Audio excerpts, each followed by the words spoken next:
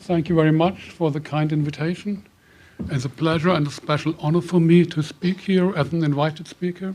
You know, in the field of periodic paralysis, I'm a student of Frank Lehmann-Horn, and I think you know the definition of an invited speaker. He is somebody that comes from a long distance, speaks with an accent, and tells you something you already know. And I will qualify as an invited speaker. So my topic today is the different contribution of the electrolytes inside and outside the cell. We all know that extracellular, I'm looking for the mouse, where is my mouse? We have a high concentration of sodium and a low concentration inside the cell. And with potassium it's vice versa, high concentration inside, low outside.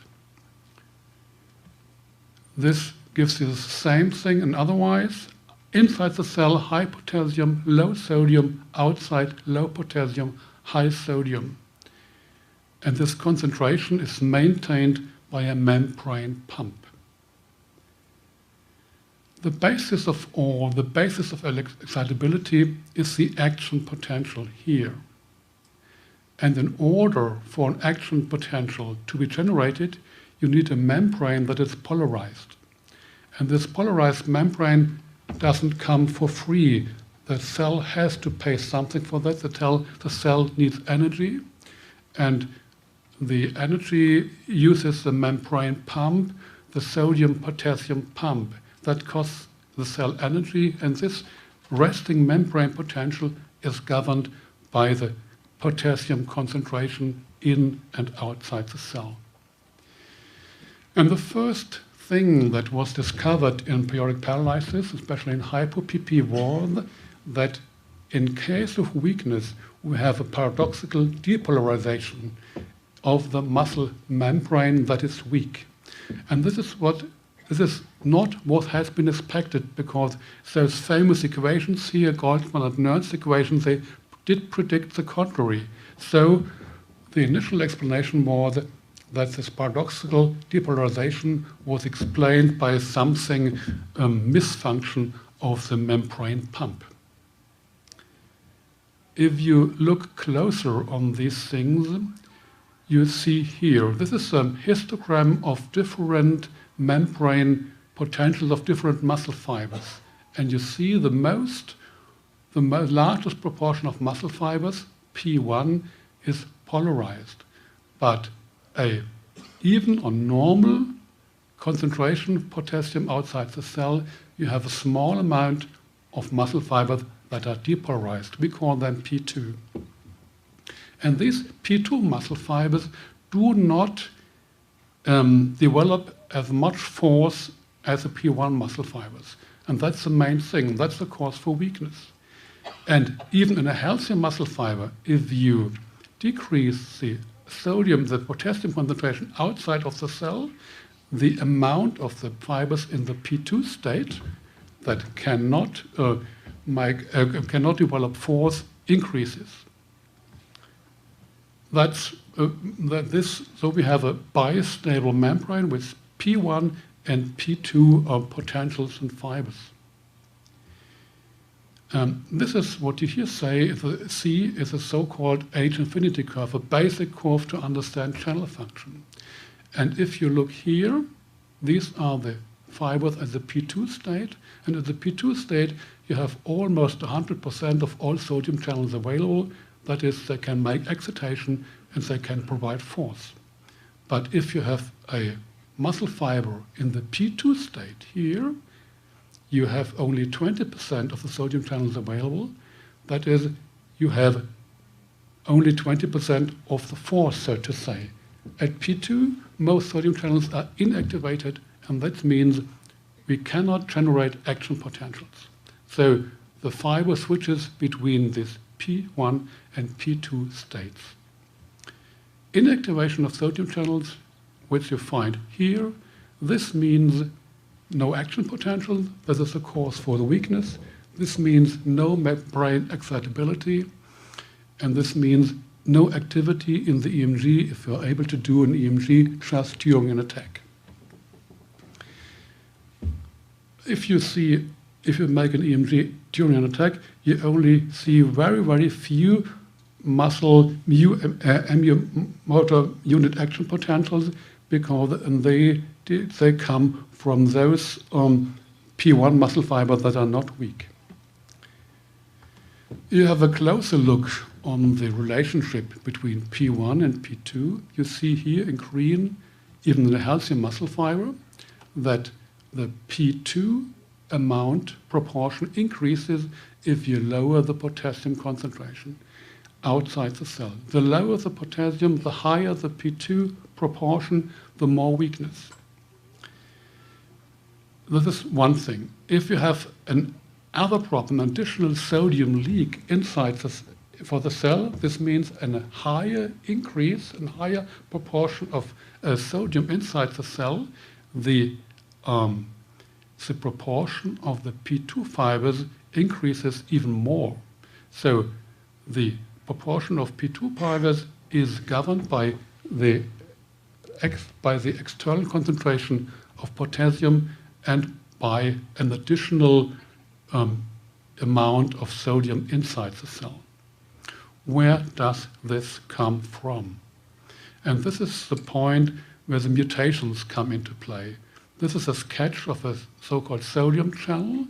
And if you see here, for hypo-PP, most of the mutations are in a special segment, a special part of this channel. And these mutations cause some very special, very new thing. They cause an omega pore inside the channel, an additional pore in addition to the alpha pore, which is the main pore of the channel.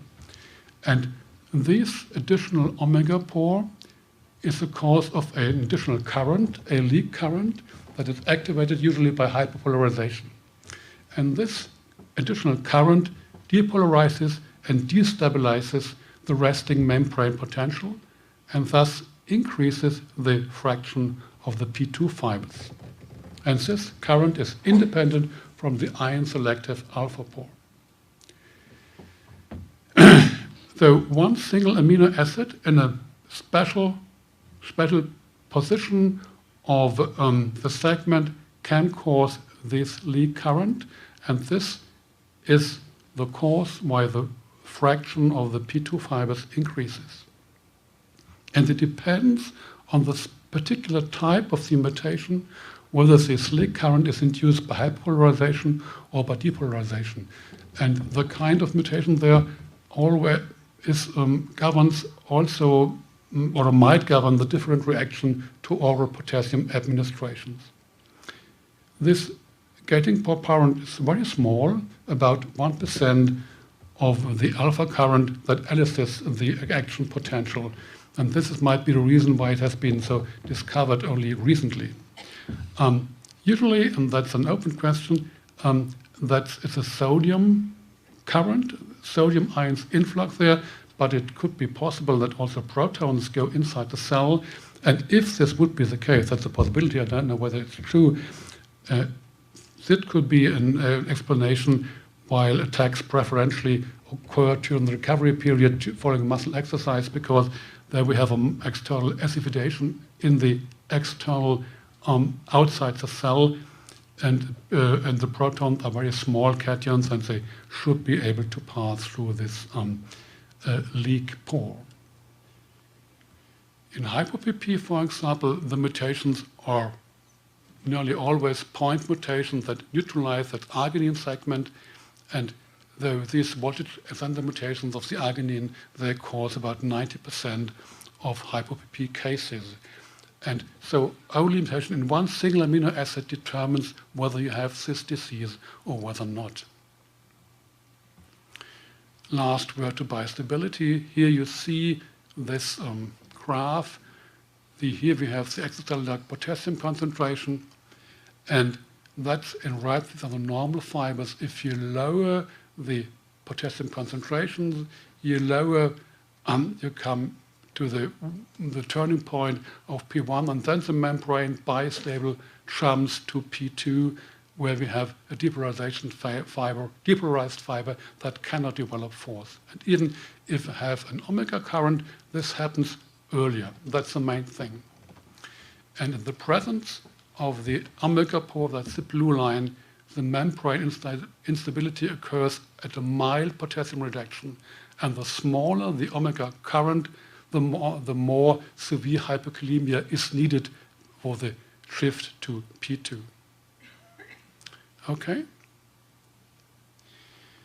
So that was all on bistable membrane potentials, and we have this additional sodium influx inside the cell, and this sodium takes water with it, and this causes, by and large, and your lifetime, a vacuolar myopathy, and this vacuolar myopathy is, so we think, responsible for the later onset fixed myopathy, especially in the quadriceps muscles, that patients with hypopropy usually can develop.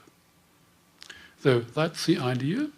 We have here, during the attack, an intracellular sodium accumulation and an edema causing reversible weakness, can be triggered, can be counteracted by medication, and by the years, during lifetime, this sodium accumulation inside the cells can lead to fibrosis and fatty replacement, and so it's a cause for irreversible weakness. Here you see a normal MRI of a normal muscle, and within the years you see here the muscle fibers are replaced by edema and by fat, and here in the old days, here still has only a very few amount of healthy muscle fibers. So the idea is, if you have a severe mutation, that means a large leak, a large omega current. This leads to a high intramuscular resting sodium with reversible permanent weakness, and going on irreversible weakness with fatty muscle replacement. You have less ictal sodium increase and a mild ictal hyperkalemia. On the other hand, you might have a mild mutation with a small leak, with a lower intramuscular resting sodium, but a larger increase of sodium during the attack. And in the attack, you have fiber swelling, compartment syndrome, leading to vacuolar myopathy. In this case, you have a larger ictal hyperkalemia. Two different sides of the same coin. This is about something about MS, so I don't want to be misunderstood. MS is not a channelopathy in the narrow sense of the word, but you see here, even in MS, an intracellular sodium accumulation is associated with disability and a progressive course. The only point I want to make at this point is that an intracellular sodium accumulation inside the cell is not good for cell function. So you find this principle: too much sodium inside the cell is detrimental for cell function. You do not only find in muscular diseases, but also in other nervous diseases. So in MS, for example, you find higher total sodium concentrations in lesions and also in normal appearing white matter. But I don't want to be misunderstood. MS is not a channelopathy. Just the higher increase of sodium inside the cell is the same, and that's detrimental for cell function. Okay, that was all about physiology. Now we come back to phenomenology, to the real things. You know, we have in periodic paralysis, we have episodic weakness, not necessarily periodic, but episodic. Periodicity would mean irregular intervals, and you all know the intervals might be irregular. We know that the bulbar and the muscles for respirations are not often affected. We have it usually in the morning after wake up, and we have particular triggers that are very important. During the attack, the attendant reflexes are depressed. You can have a later onset myopathy, which I explained by the sodium intake inside the cell, and the paralysis is not necessarily flaccid. The neurologists always expect that the muscular weakness should be flaccid, but here, to the influx of sodium and water, it might be the case that the weakness is the muscle is not flaccid during the weakness. That might be not the case, not regular the case. This is just a summary of hypopepy. At this point, we have these mutations I've pointed out, and just nice to know, hypopepy you find only there's a model in an animal for that. You find it in Burmese cats. It's a disorder not confined to man. We all know that not all patients with this phenotype have the same genotype. I mean, not all patients with a phenotype of an episodic weakness have one of the already known mutations.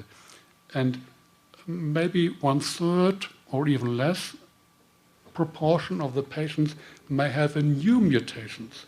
For example, that are mutations of the gene that govern the sodium, the channel, the membrane pump, or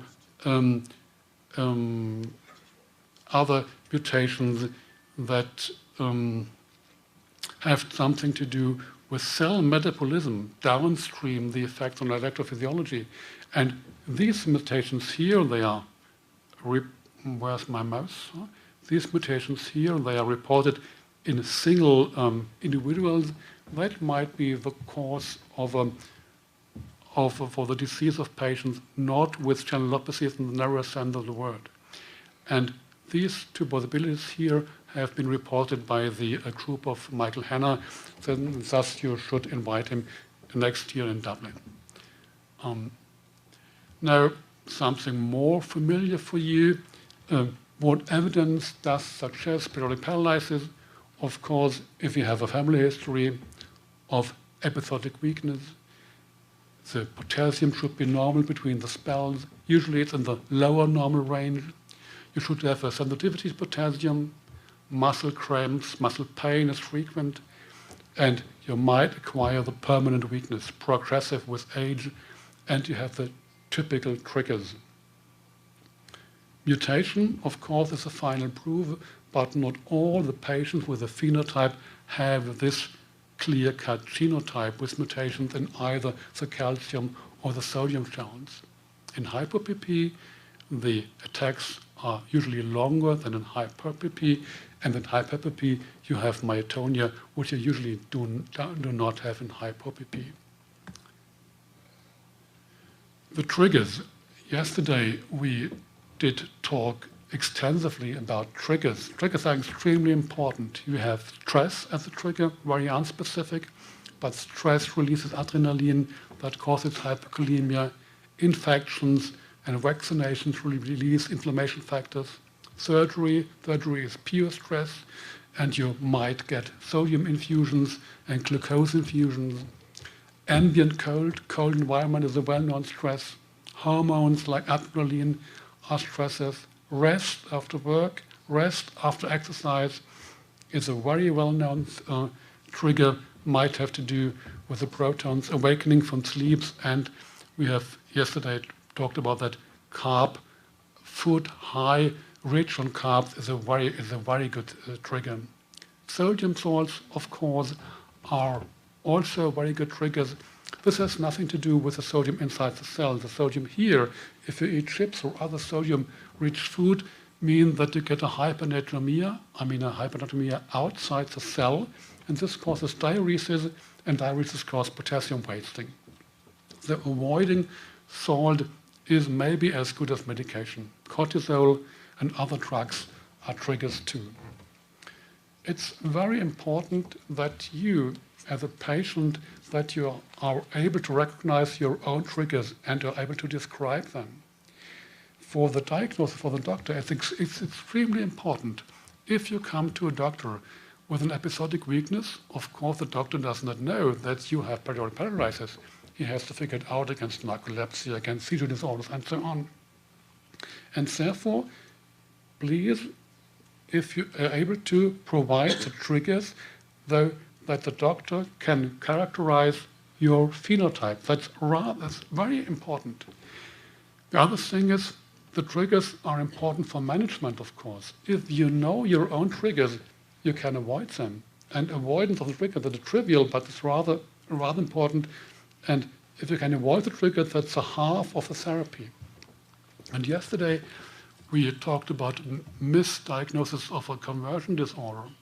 This happens frequently because, especially in the beginning, because, as you know, if you see a patient with hypoPP, with paralysis between the spells, he is absolutely normal. You don't see anything.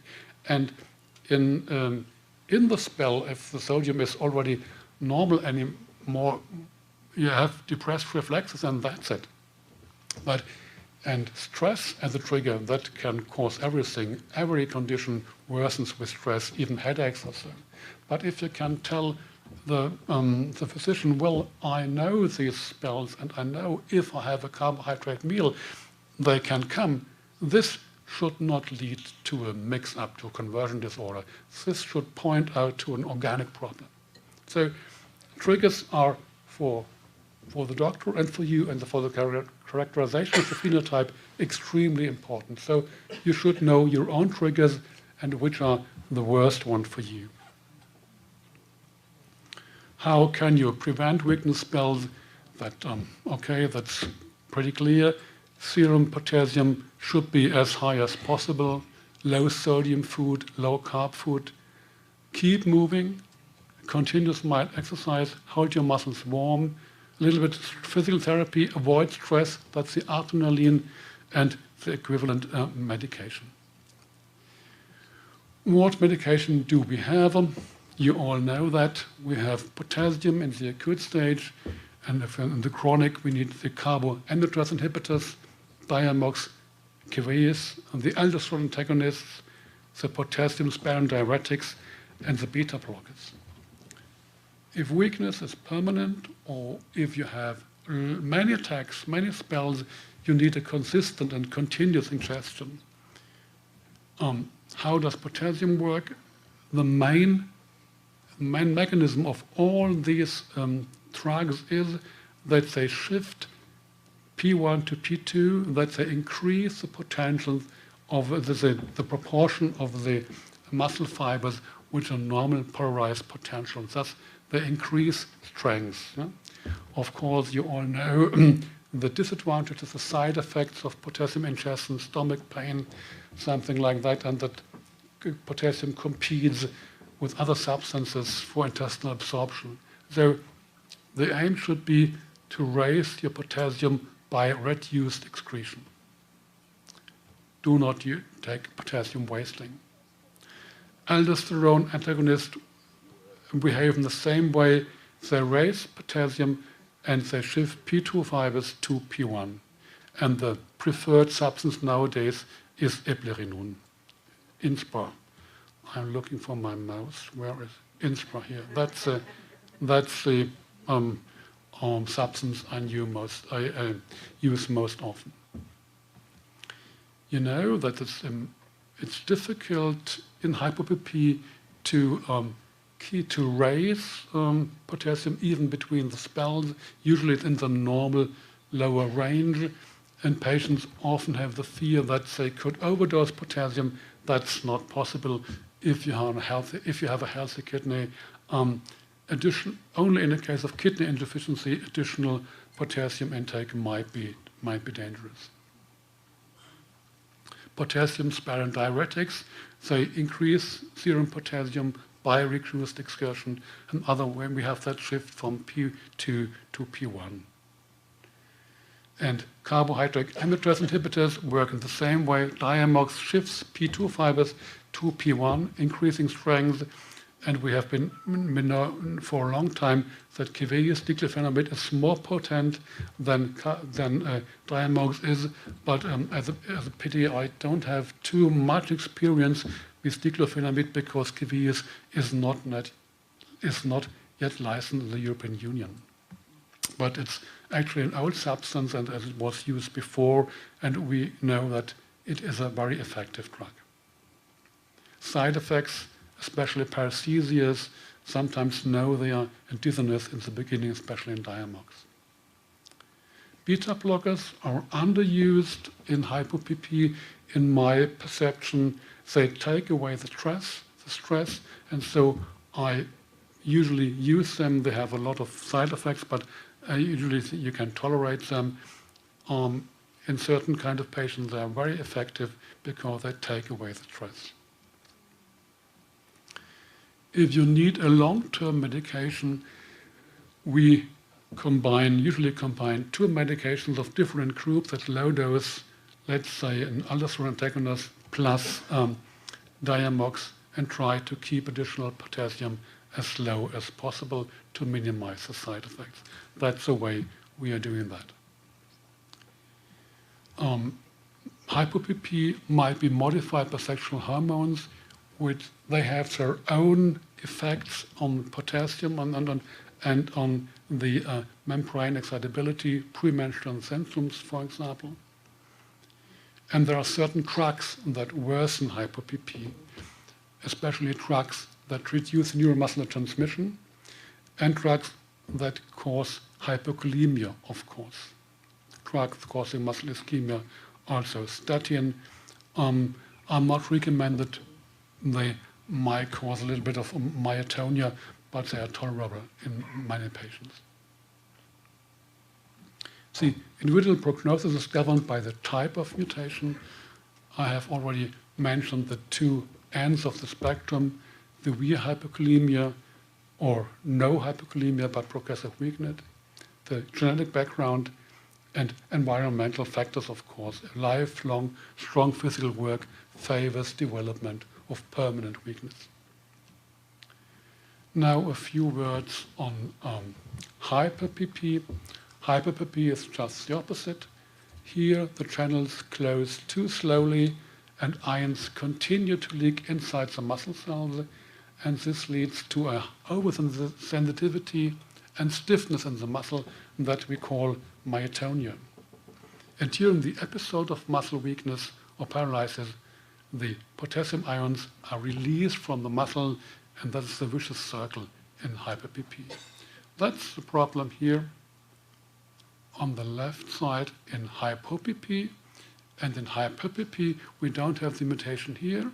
We have the problem that hyperkalemia induces a slight depolarization, that open channels that are not able to inactivate. Usually the inward sodium current stops here, and in hyper-PP you have a persistent inward sodium channel because the channels cannot inactivate, and so you have this vicious circle here. Depolarization leads to sodium channel opening, and this persistent sodium channel opening leads on the one hand to myotonia, muscle stiffness, because you have still an inward sodium current, and on the other hand they lead to paralysis because the channels cannot, because there are not enough channels even available anymore.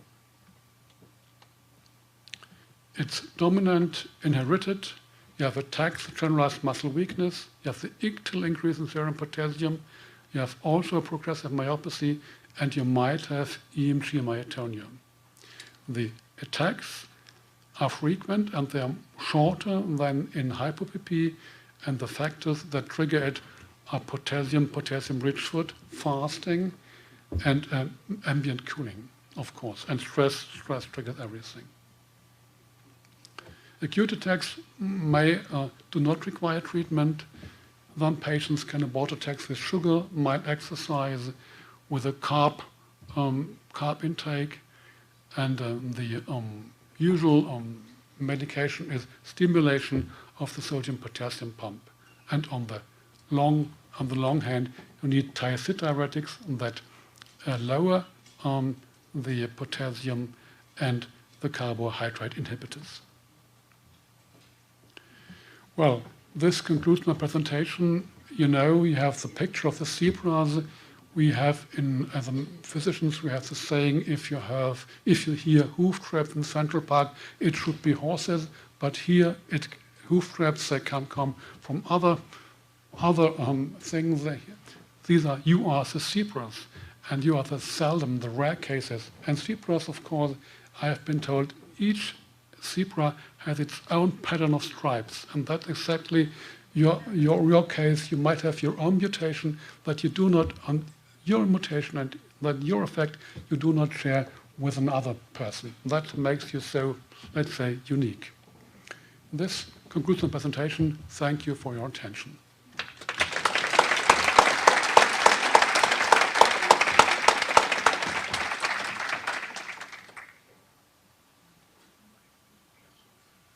Well, I just wanted to make the point that some of the phenotypes of periodic paralysis cannot be explained by the kind of channel mutations we know by now. So we have the same phenotype as let's say, mutation of the membrane pump, or with a mutation concerning the energy metabolism of the cell. So it might be the case, and we know that from two single cases, that the same phenotype of paralysis can be caused not by a mutation in a channel, but by a mutation otherwise inside the muscle. That's what I wanted to say. As you went through the medications, different potential medications, and how they may or may not affect those channels, and my question was on other types of medications that have been used, for example, lamotrigine, with seizures. Lamotrigine, yeah. So, any evidence on that? Lamotrigine as a sodium channel antagonist usually used if you in muscle disorders in myotonia. And it works against myotonia. But as far as affecting these channels, is it a similar mechanism? As far as opening or changing those? As a sodium channel antagonist. Okay. Yeah, and it works against epilepsy and in muscles against myotonia. Yeah.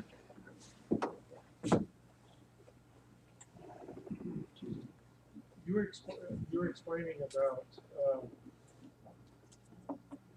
No. You were explaining Still not. about sodium going into the cell. Yeah, the cell, and about that explains how severe maybe your case is. Yeah. Can you quickly re-explain that, because I kind of missed that, and that to me is interesting. Can you explain that with them? I didn't get. Can you explain exactly? You said intake of sodium and water into the cell over a long period of time. Yeah. By this additional pore that's caused by the mutation, and if you have so many attacks over a lifetime, you simply increase your proportion of sodium inside the cell, and that's not good for cell function. Sodium should be outside the cell. What are the symptoms of that? It depends on the cell. As they saw in brain cells, they stop function, and in the muscle cell, they let's say stop working, but they fail to contract. And the symptom is the cell is not able to provide its function anymore, whatever its function is, and the muscle cell has contraction.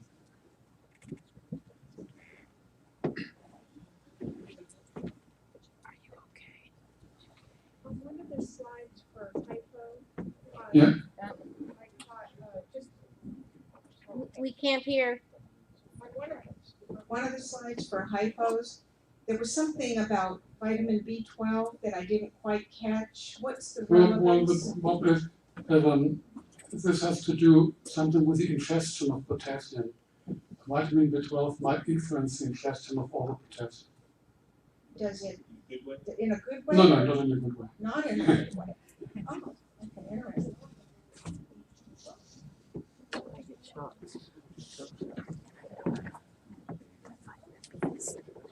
I have the permanent muscle weakness, and my daughter's starting to get it, and I have a grandson. Is there any way that we can sort of ward that off? And you also mentioned carbonic inhibitors and aldosterone. We are on the basis, And doctors don't know of any combinations. Courses should be helpful against that. Yes. I personally have not so much experience with that because it is not licensed in the European Union, and I should take a known inspra in addition. I should use in that case. Because the thing is, the aim is to remove the sodium outside of the cell. They would be good together. Yeah. Okay, I'll tell him. Dr. Weber, if I may ask a couple of questions. The cold as a trigger, do we know the physiology? Is that cell membrane threshold? Or? It's well known that especially sodium channel mutations are temperature sensitive, and the reason I don't know, but if there is other disorder, paramyotonia congenita, which is extremely cold sensitive, and patients with that kind of mutation they develop even after transpiration, and then if they lose if they're sweating and wind comes, and this amount of temperature changes may be sufficient to cause weakness. But the cause of it I don't know. Maybe Dr. Cannon might comment on that. Why the temperature sensitivity is caused. So the short answer is we don't precisely know, but the idea is that many of the sodium channel mutations that lead to myotonia is because that inactivation is too slow. That's what was shown on one of those graphs. It turns off too slowly. If you cool things down, all these events occur more slowly, even normal channel activity. And so the idea is there's a threshold amount of slowing that will tip the balance and cause myotonia.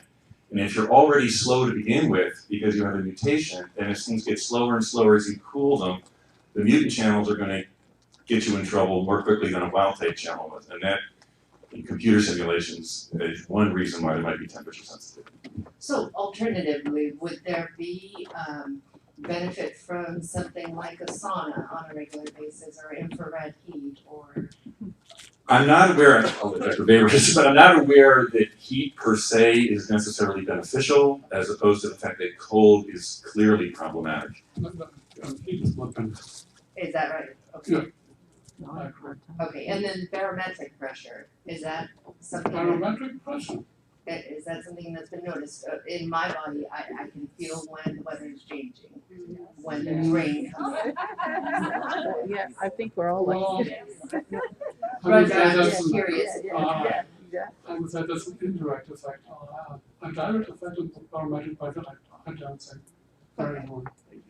And sorry, the last question.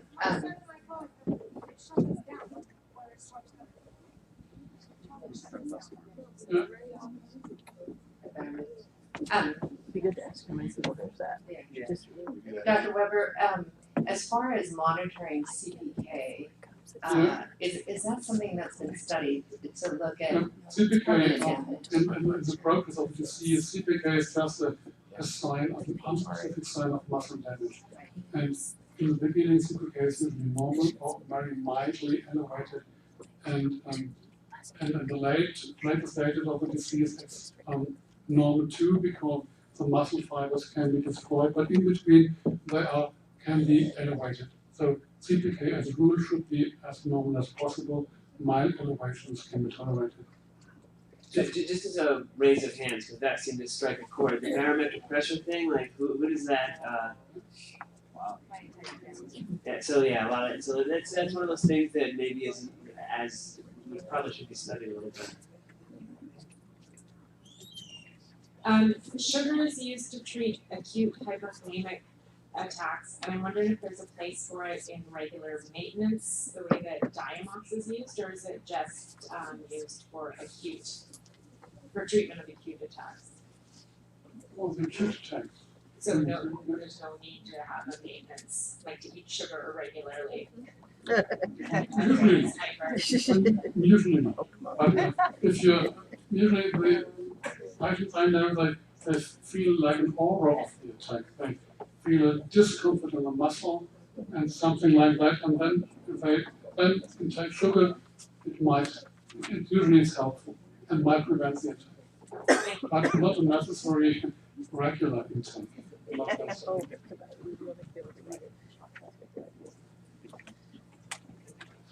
I was just curious, you were talking about muscle damage, permanent muscle damage Yeah. and that kind of thing. I don't know about anybody else in the room, but I've been told I have fibromyalgia because from head to toe, I have nothing but muscle knots and ridges all throughout my arms and legs and everywhere. And I'm wondering, is that what you talk about when you talk about muscle damage, or is that completely different? Fibromyalgia is something different.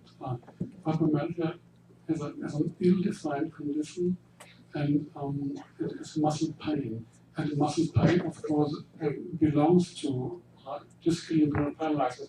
I mean, if you have muscle pain, you do not have there's no need for additional diagnosis of fibromyalgia. Fibromyalgia is most often diagnosed by rheumatologists that do not know the discal periodic paralysis. And I think if you have I mean with permanent muscle damage, I mean muscle damage in the narrow sense of the word. And if you do a muscle MRI, for example, in the type of muscles that are most affected in your case, and this muscle MRI is normal, and you have full strength, you have no permanent muscle damage. Oh, okay. Thank you very much. Hi, a quick question from the caregiver side. Oftentimes, a doctor will see an attack and says, "Oh, she's got a stroke," because of a lot of the items that they count as a stroke are evident. So the question I have is, how can I convince a doctor that what he's seeing is not a stroke, or what kind of differences between a stroke and an attack are there?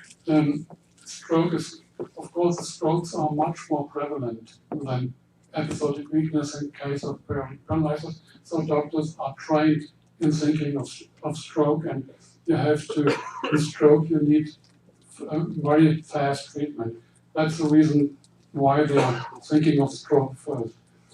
And usually, because of age, the patients with paralysis used to be younger than the stroke patient, and they have relapsing attacks. I mean, it's not a single attack. Without relapsing attack, the stroke is usually a single episode. You may have relapsing stroke at older age, but you have relapsing strokes are very, very rare.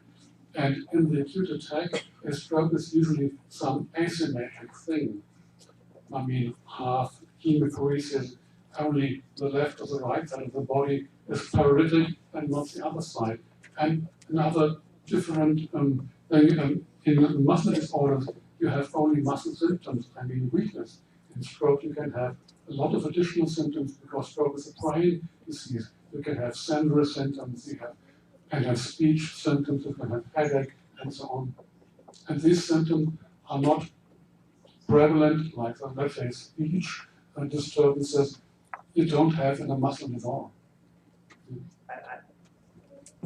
I will say, just in specific to Anne's case, when she has an attack, sometimes it's half the body, and it really could look like a stroke. And absolutely, the problem is, I think that the physician has to think, what's the thing that's going to kill the patient? That, so they have to rule out stroke before they go on to something less. I mentioned that. And the special problem is in familiar hemiplegic migraine. Young woman with a hemiplegic migraine and headache, that's very difficult to distinguish from the stroke. Jacob, would an electrical pulse clear that? What a lot of people don't understand is when we're paralyzed, you cannot make our muscle work. Yeah. If you hit it with that's right. If you hit it with an electrode, it will not jump.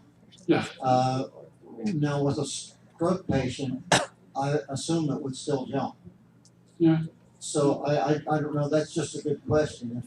If my wife were taking me in and they said, well, I think he's having a stroke, she could say, well, give him a shot, electricity, and you'll see that he's not in a stroke. Just a simple